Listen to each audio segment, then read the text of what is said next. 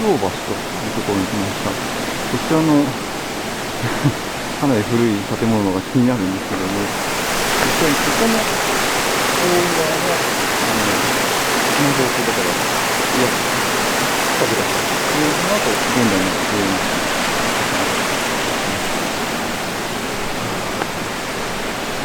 ここまでが、神社で、聖書の並びますね。